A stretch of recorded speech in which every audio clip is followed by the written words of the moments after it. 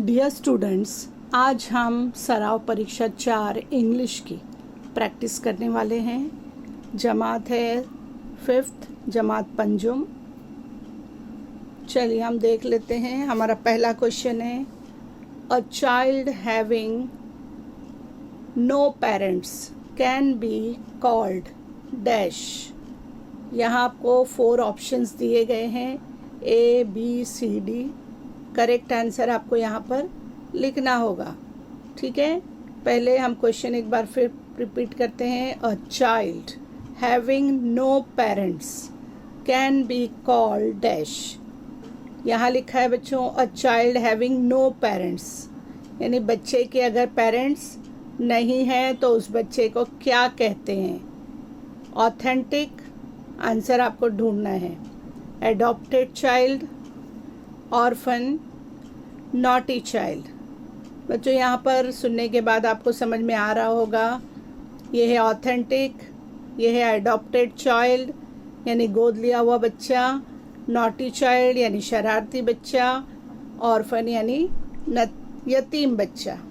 ठीक है, तो जिनके पेरेंट्स नहीं होते वो बच्चे क्या होते हैं, यतीम होते हैं। तो हमारा राइट आंसर होगा सी। ठीक है, नोट कर लीजिए फौरन।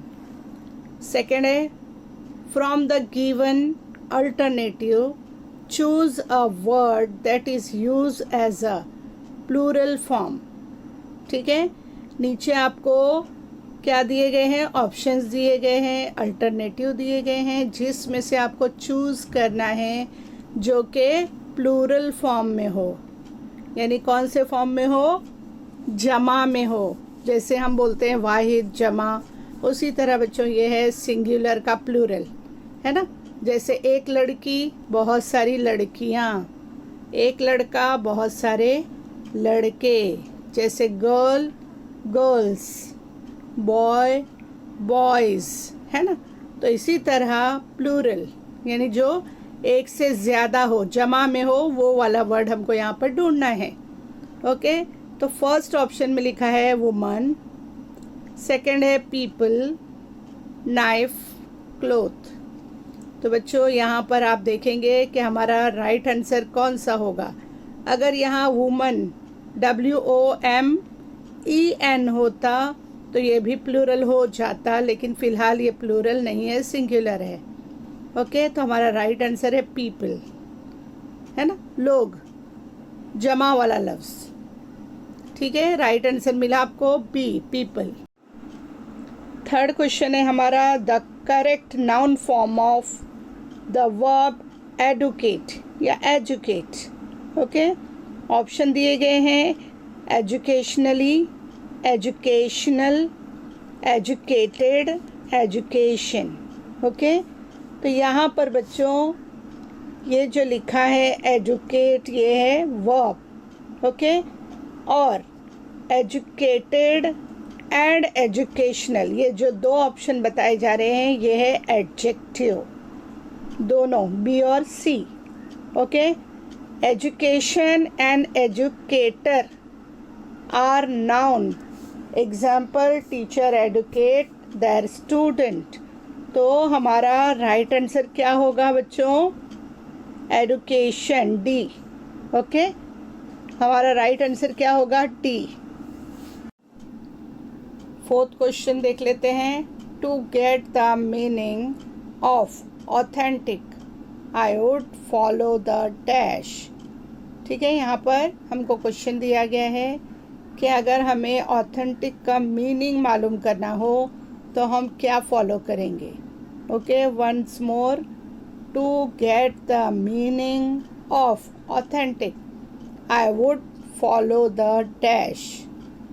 यहाँ पर आपको 4 ऑप्शन दिए गए हैं, आपको इसे ध्यान से पढ़ना है और इसको सीक्वेंस में लगाना है कि एक के बाद एक हम कौन से जो है ऑप्शन यूज़ करेंगे ऑथेंटिक लफ्ज़ ढूंढने के लिए। ठीक है बच्चों, आपके पास डिक्शनरी है। बच्चों, इस क्वेश्चन के लिए आपके पास डिक्शनरी का होना बहुत ज़रूरी है। क्यों? क्योंकि जब आप उसे इस्तेमाल करेंगे तभी आप इस आंसर को बता पाएंगे। ठीक है, अगर नहीं है आपके पास तो ज़रूर एक छोटी डिक्शनरी आप ख़रीद लें। अपनी अम्मी से अब्बा से कहें ऑक्सफोर्ड की पॉकेट डिक्शनरी ले लीजिए, या आप जो भी हो एक अच्छी सी ले लीजिए। ओके, अब यहाँ पर फर्स्ट ऑप्शन है choose a proper dictionary, correct है। Second, open next page of AU। Third one है open page that begins with A। Last one है search the word authentic here. अब ये जो चारों सेंटेंसेस हैं इनको तरतीब हमें देनी है कि हमें ये लफ्ज़ कैसे डिक्शनरी में हम ढूंढेंगे। ओके, तो बच्चों फर्स्ट हमारा जो ऑप्शन दिया गया है ये करेक्ट है, चूज़ अ प्रॉपर डिक्शनरी। ठीक है, आपके पास एक प्रॉपर डिक्शनरी आ गई है। अब सेकंड आप क्या करेंगे, तो हमारा ऑप्शन नंबर 3 आप देखिए, ये आपका 2 नंबर पर आएगा। Open page that begins with A। जब आपने डिक्शनरी खोली तो आप जो है पेज कौन सा खोलेंगे जहाँ पर आपको A से लिखे हुए वर्ड्स नज़र आएंगे। ओके, ये हो गई तरतीब फर्स्ट और सेकंड। थर्ड नंबर पर आप लिखेंगे open next page of AU। यहाँ देखिए AU लिखा है, तो थर्ड नंबर पर आप क्या करेंगे, AU वाला पेज खोलेंगे। ठीक है, और लास्ट में search the word authentic here. इस तरह से आप ये वर्ड सर्च कर पाएंगे। तो हमारा ऑप्शन नंबर A जो है वो करेक्ट है, 1 3 2 4। ठीक है, यहाँ पर एक स्टोरी दी गई है, थोड़ा यहाँ पर स्पेस जो है वो दिया गया है, थोड़ी मिस प्रिंट है। ओके, फिर भी हम रीडिंग कर लेते हैं। Read the following passage and answer the questions. बच्चों इस पैसेज के साथ हमारे क्वेश्चन पेपर में कोई क्वेश्चन नहीं दिए गए हैं, नो प्रॉब्लम, लेकिन हम इस पैराग्राफ को, इस पैसेज को समझ लेंगे। In the month of January we celebrate the festival in every year. On this day children like to fly the kites in the garden by wearing new clothes. Mother makes sweets item of sesame and jaggery. Children feels very happy when they fly the kites in the sky and shout loudly when ओ cut cut cut, पतंग जो है आसमान में cut गई, तब बच्चे जो है शोर मचाते हैं और खुशी से उछलने लगते हैं। चलिए हम इस पैसेज को पहले समझ लेते हैं, पैसेज पैराग्राफ को। ठीक है, in the month of January we celebrate the festival in every year. ठीक है, जनवरी के महीने में हम फेस्टिवल मनाते हैं हर साल। तो बच्चों ये पढ़ने के बाद क्या आपको समझ में आया कौन से फेस्टिवल की बात हो रही है? सोचिए ज़रा, गौर कीजिए।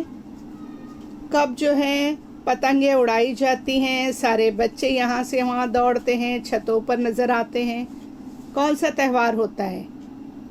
ये है बच्चों हिंदुओं का त्यौहार होता है मकर संक्रांत। याद रखिए, जिसमें बच्चे जो है वो काइट जो है आसमान में उड़ाते हैं। ठीक है, in the month of January we celebrate the festival in every year. हर साल ये फेस्टिवल मनाया जाता है। On this day children's like to fly the kites in the garden by wearing new clothes. ऐसे समझ में, बच्चे पसंद करते हैं पतंग का उड़ाना। कहाँ पर? गार्डनों में, छत के ऊपर, है ना, नए कपड़े पहनकर। Mother makes sweet items of sesame and jaggery. Mother माँ स्वीट्स बनाती है, मिठाई। आइटम कौन सा होता है वो? सीसम एंड जैगरी। तिल के और गुड़ के लड्डू आपने खाए होंगे, तिड़ गुड़ यानी गुड़ गुड़ बोला, है ना। सीसम तिल और जैगरी गुड़। ठीक है, children feel very happy when they flying the kites in the sky। बच्चे बहुत ही खुशी महसूस करते हैं जब वो आसमान में पतंग उड़ाते हैं। and shouts loudly, कब चिल्लाते हैं? ओ कट कट कट। ठीक है, इतना बच्चों समझ में आया होगा। थोड़े क्वेश्चंस हमने आपके लिए रेडी किए हैं। आपके टीचर जो भी आपको क्वेश्चन दें आप उसका आंसर ज़रूर लिखिए।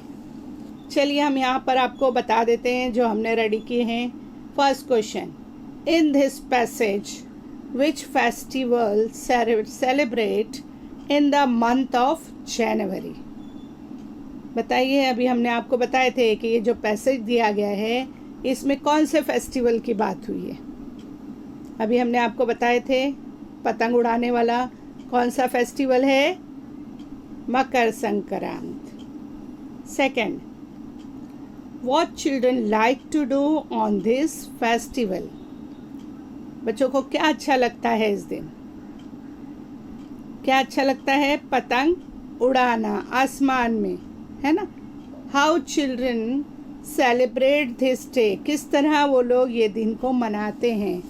दे वेयर न्यू क्लोथ्स, है ना, और गार्डन में जाके वो लोग खुशी से जो है पतंग उड़ाते हैं। व्हेन चिल्ड्रन फील हैप्पी, कब उन्हें बहुत खुशी होती है। कब खुशी होती है बच्चों, पैसेज में दिया गया है व्हेन चिल्ड्रन शाउट्स लाउडली, बच्चे कब ज़ोर ज़ोर से चिल्लाने लगते हैं, शाउटिंग करने लगते हैं, जब आसमान में पतंग कट जाती है। ठीक है, इस तरह से आप इनके आंसर लिख लीजिए। बच्चों यहाँ पर आपको कुछ पिक्चर्स दिए गए हैं वेजिटेबल्स के, आपको ऑब्ज़र्व करना है। उसके नीचे भी कुछ लिखा गया है, उसे आपको नोट करना है और आपको उसे ध्यान में भी रखना है।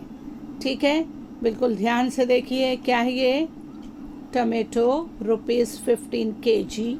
नोटबुक में लिखिए फटाफट, क्योंकि इससे आगे आपको इसी पर क्वेश्चंस पूछे गए हैं। ठीक है, टोमेटो जो है उसका पर केजी क्या रेट है बच्चों, 15 रुपया, है ना, 15 रुपीज़ kg, किलोग्राम। ऑनियन की रेट क्या बताया गया है यहाँ पर, ₹10 kg, है ना, 1 किलो के लिए 10 रुपये। ओके, कैबेज ₹15 kg, 15 रुपया किलो। ठीक है, यह है पटेटो। पटेटो का क्या रेट है बच्चों, रुपीस, बोलिए जल्दी, वेरी गुड, 20 किलोग्राम, है ना, 1 किलो का 20 रुपया। चिली, मिर्ची, इसका रेट क्या है बच्चों, किलो पर ₹50 kg, किलोग्राम। अब ये है भिंडी, लेडी फिंगर, इसका कॉस्ट क्या है, ₹30 किलोग्राम। ठीक है, 1 kg का रेट है 30 रुपया। आपने नोट कर लिए। चलिए आगे चलते हैं। क्वेश्चन नंबर 5 है, चीपेस्ट वेजिटेबल इज, जिसका दाम बिल्कुल कम है, कम वाला वेजिटेबल कौन सा है, क्या आप बता सकते हैं। चीपेस्ट वेजिटेबल, जिसका कॉस्ट सबसे कम है। चलिए फटाफट देखिए, यहाँ लिखा था 15, 10, 15, 20, 50, 30। This one is the cheapest cost price. Okay, तो हम इसमें कौन सा आंसर हमारा राइट होगा बच्चों, अनियन, क्योंकि अनियन जो है वो 10 रुपीज़ kg है। Okay, the vegetable, question number 6, the vegetables having same rates are, एक जैसी जिसकी कॉस्ट है, तो वो कौन कौन से वेजिटेबल हैं, इनमें से आपको ढूंढना है। ठीक है, यहाँ लिखा है tomato and potato, tomato and onion, cabbage and tomato, cabbage and onion. चलिए देखिए, एक जैसा रेट कौन से दो वेजिटेबल का है, फॉरन, टोमेटो एंड कैबेज, दोनों का रेट क्या है बच्चों, सेम है, 15 पर किलो, है ना, ₹15। तो हमारा राइट आंसर क्या होगा, टोमेटो एंड कैबेज। ठीक है, यहाँ पर लिखा है कैबेज एंड टोमेटो। ओके, तो सी जो है हमारा राइट आंसर है। चलिए, which vegetable is 20 rupees kg, कौन सा ऐसा वेजिटेबल है जिसका कॉस्ट 20 रुपीज़ है, जल्दी बताइए। चलते थोड़ा पीछे हम, जल्दी देखिए 20 रुपीज़ किसका कॉस्ट है, फाइंड आउट कीजिए। Potato ₹20 kg। ठीक है, चलिए हम देख लेते हैं। यहाँ पर हमारा राइट आंसर क्या होगा, नंबर 4 पोटैटो, जो कि 20 रुपीज़ kg है।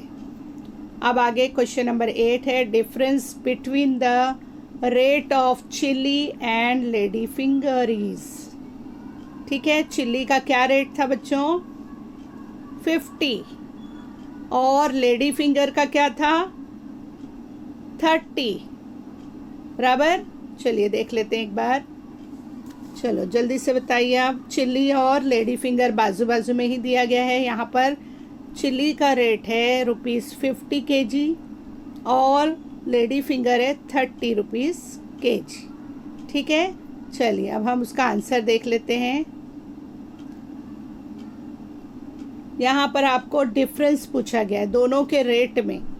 अगर चिल्ली 50 रुपीज़ है और लेडी फिंगर 30 रुपीज़ है तो दोनों में कितना डिफरेंस है आपको माइनस करना होगा। 50 में से आप 30 को माइनस कीजिए, आपका आंसर आएगा जो भी वो यहाँ से आप टिक कीजिए। ठीक है, हमारा आंसर होगा बी।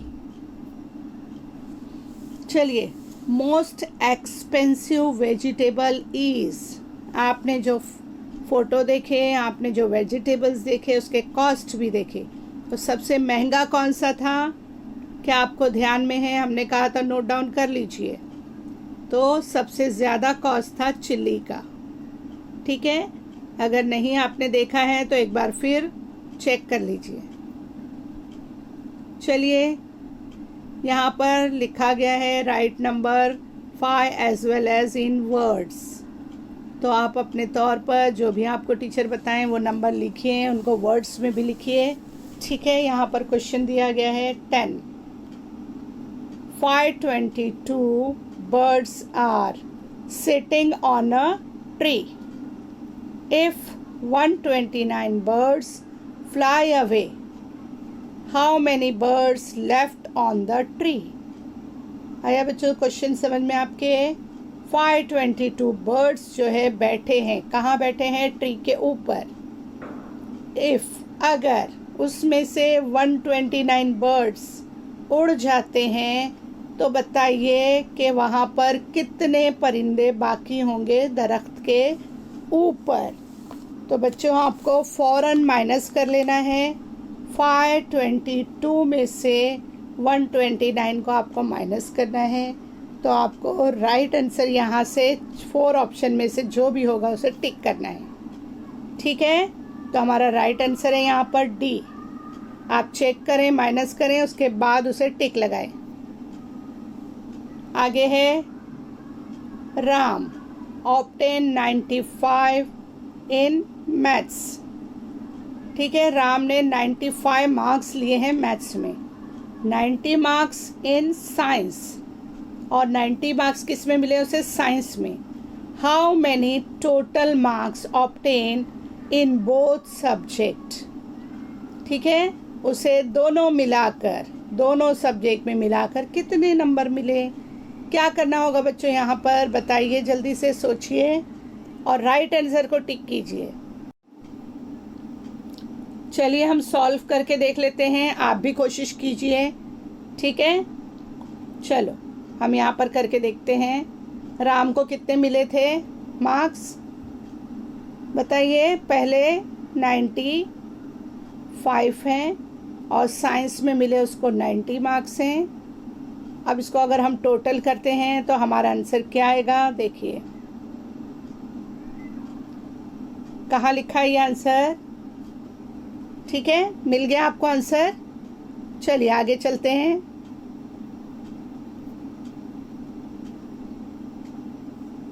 चलिए क्वेश्चन नंबर 12। राजू हैज़ 106, ठीक है, 106 marbles. He gives 54 of them away to Ram. ठीक है, उसके पास 106 मार्बल्स थे, उसमें से उसने दिए राम को 54। ठीक है, राम को दे दिए। How many marbles does Raju have left. ठीक है, अब राजू के पास कितने बचे हैं?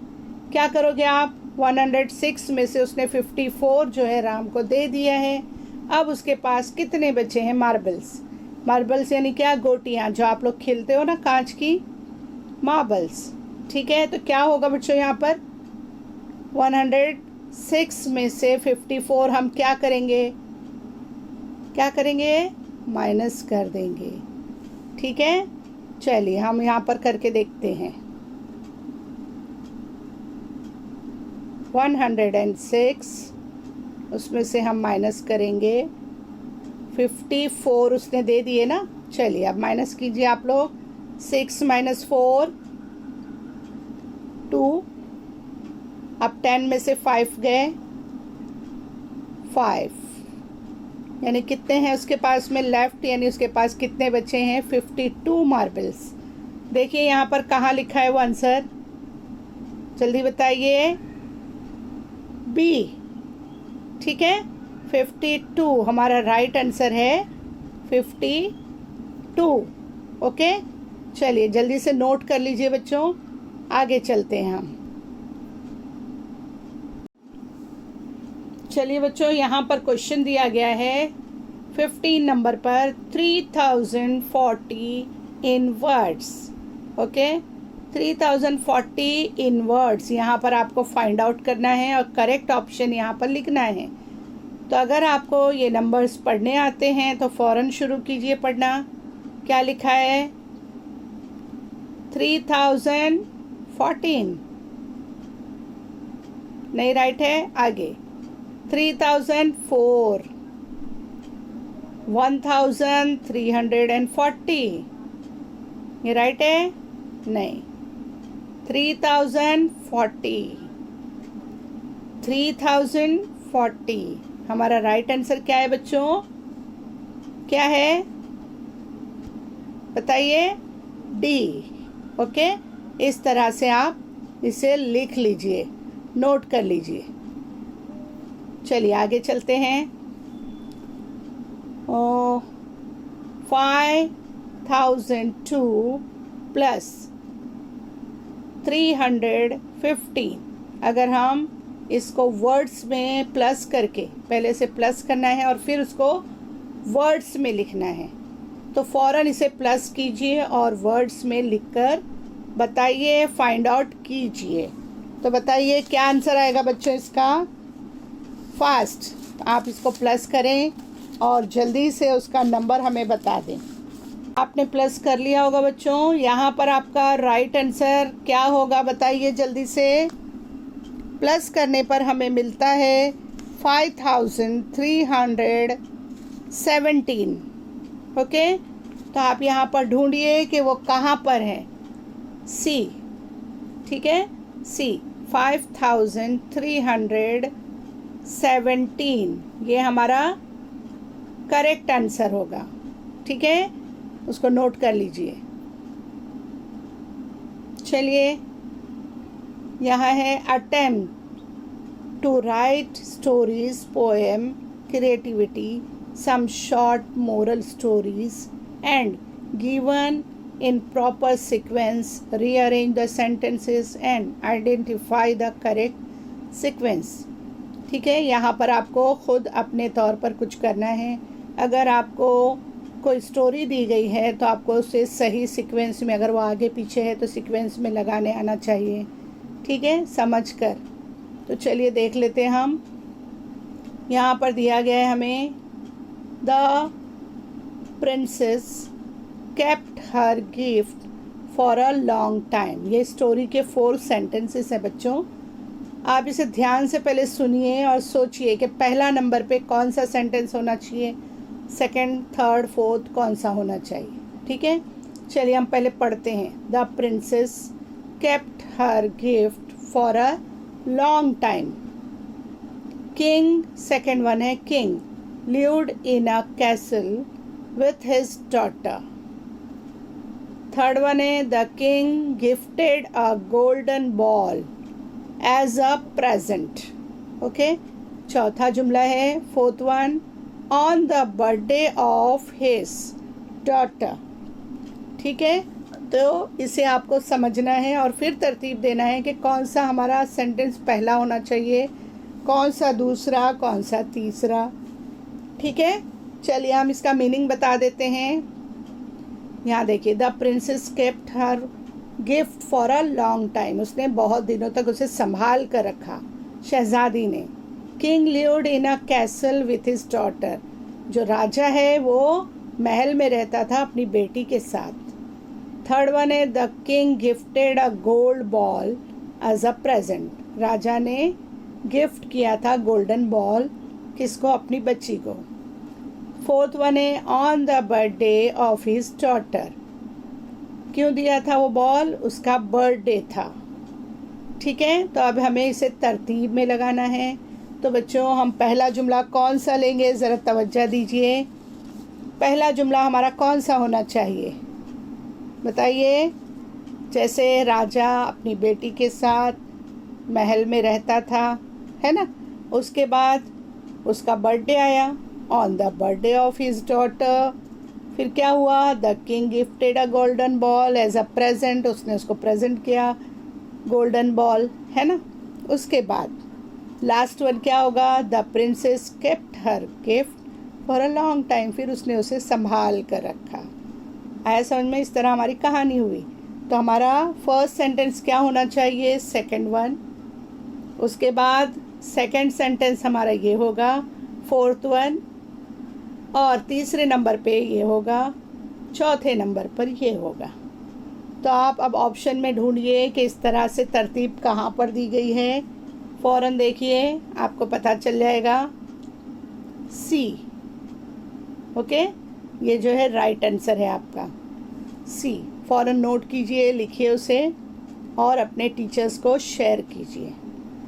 चलिए बच्चों, उम्मीद करते हैं कि आज जो हमने पेपर सॉल्व किया है, प्रैक्टिस की है, उसके मीनिंग समझे हैं, ज़रूर आपको समझ में आए होंगे। तो बच्चों, फ़ौरन अगर आपने अभी तक हमारे चैनल को सब्सक्राइब नहीं किया है तो फ़ौरन कीजिए। बेल आइकॉन को प्रेस कीजिए ताकि जो भी नया वीडियो अपलोड होगा उसका नोटिफिकेशन आपको मिलता रहेगा। बच्चों, इसी के साथ अल्लाह हाफिज़।